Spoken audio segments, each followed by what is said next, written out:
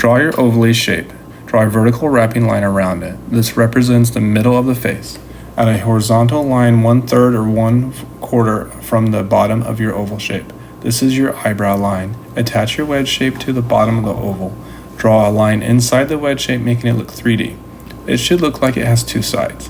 Next, draw a curved line on the wedge aligned with the vertical line of the oval. The two lines should dip where they connect. Draw an oval for the ear on the right side below the eyebrow line. The eyes fit in between the bottom of the oval and the eyebrow line. Take the height of your eyes and measure just below the bottom of your oval. This marks the bottom of your nose. I used another oval for the nose. The middle of the mouth is between the bottom of the nose and the chin.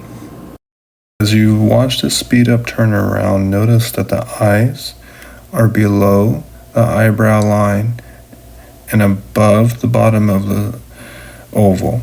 You take that distance, you move it down, you get the bottom of the nose, move it down again, you get the bottom of the chin.